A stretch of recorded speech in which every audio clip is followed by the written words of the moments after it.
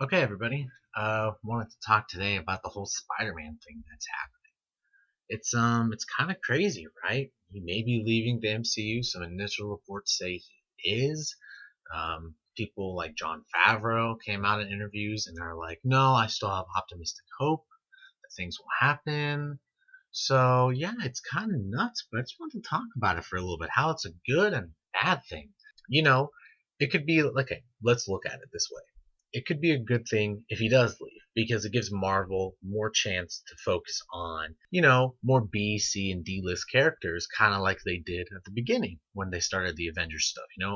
Cap, Iron Man, Thor. A lot of these guys were not A list characters, but obviously they are now, but they weren't when they first started. So that could be interesting, especially now that they have Fox and X-Men and all that underneath their belt. They have a lot to do. But I think it's more of a bad thing than a good thing because you know, you look at Far From Home and Homecoming as well, how good films those were. And what Spidey's role's been in the MCU so far, it's been a lot of fun. It's been a fun character. This is a great portrayal of the character, right? The Tobey Maguire movies, those were great, right? The Raimi trilogy was great.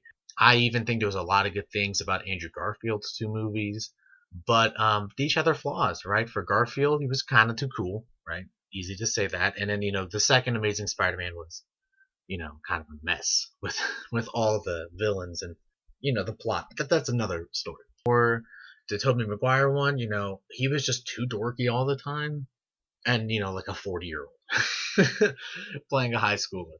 But this is like a really good portrayal of the character. I feel like Tom Holland kills it, as Spidey and as Peter. So, and especially that they're kind of setting him up to be the next Iron Man.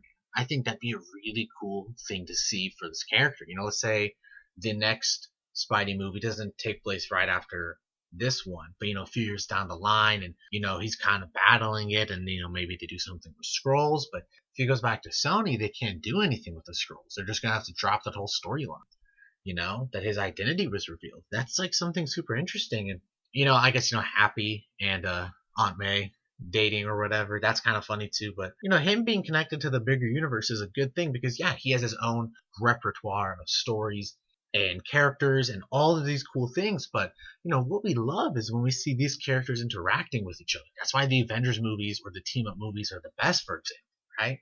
It's why Thor Ragnarok was so good. Having the Hulk with Thor in space was amazing. So yeah, no, I think it's good to have him there. Him becoming the next Iron Man, that central figure. He does one more solo, and then he just shows up as like a side character in all the other movies. Maybe he gets then. Maybe they make a Sinister Six movie, and then he shows up there. But he's like in it only 30% of the time because it's focused on the villains, for example. There's a lot of cool things that they could do. Now, if he does go back to Sony, probably will be getting a Venom and Spidey crossover. That'd be cool. I'm someone who really liked Venom. I thought it was hilarious. I don't know how it worked, but it really did. Sure, there are some flaws, as there are in every movie. But whenever I watch movies and TV shows, I try to just look at the positives because it's a work of art. And it takes a lot of time to make something like this.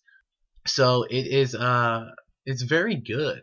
I really I'd like to see Tom Hardy's Venom too, but also in the MCU. And I don't think Sony will give the rights back to Marvel. But if they can work out some deal, I don't care about whose side you on, Sony's or Marvel's or whatever. It doesn't matter. I want to see Spider-Man and these characters in the MCU, in this great story that we have been given these past 10, 11 years. It's been really amazing. And I think, it'd be really cool. How do you explain Venom and Tom Hardy? You just say that story happened during that 5 years, right? When half the world was gone. So easily say that. Maybe in some sort of crossover film, you can have Venom take over Spider-Man, and then you can develop that hatred or whatever. And then Eddie Brock kind of brings Venom back to being sort of a good guy. And then you can get that whole storyline. You can do stuff like that because Tom Hardy's pretty good. So there's a lot to do here, and I think it's kind of a shame if he goes back to Sony and that's it. Especially when they're just going to ignore his reveal and his connection with all these other characters. Like they're just going to like not ignore it. How are they going to explain it? You can't. and vice versa in the MCU. It's gonna be sadly missed. It's like I love Matt Murdock, Daredevil, Charlie. I'm forgetting his name right now, but the actor who plays him in the Daredevil show on Netflix, he's incredible. He really nails the role, and I think him too. Like in the next movie, I know there's contract obligations, and I think Netflix with them leaving Netflix, you can't use the characters for 2 years or something was in the contract. But if the next Spider-Man came out after that time frame, have Matt Murdock defend him. That'd be a really cool introduction to the character because Daredevil and Spidey are great friends in the comics. And then if you have Daredevil, then you can introduce Wilson Fisk because Fisk is, as he is a Spidey villain, his rights go with Daredevil, and he is also a Daredevil villain, obviously. You could have them team up together. Obviously everyone wants to see Spidey with Deadpool, and I think Disney will reboot all the Fox characters except Deadpool, right? I think they'll keep Ryan Reynolds, and then he'll just be like, yeah, I time travel to a new timeline, right? Because that's what he did at the end of Deadpool 2, who's just time traveling. And he's a character where you can just kind of throw in anywhere. Doesn't really matter. So that'd be a really cool thing to see if that could happen. I'd love to see Deadpool Spidey, Daredevil Spidey, and all these different iconic, matchups and duos. I think it'd be really cool. I'd love to see Spidey work with Bruce Banner. Two scientists, two geniuses.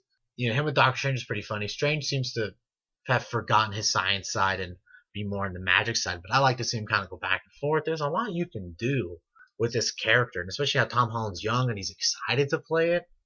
I don't know. I think it'd be great if he stayed, but I think there's a lot of negatives if he doesn't stay, and only a couple positives if he goes. But again, I feel like those positives can be accounted for if he does stay. And then Sony's like, yeah, you can use Venom and do whatever. You can make a live action Spideyverse movie. Bring in Maguire back, bring in Garfield back, bring in the actor who played Miles, in the animated movie.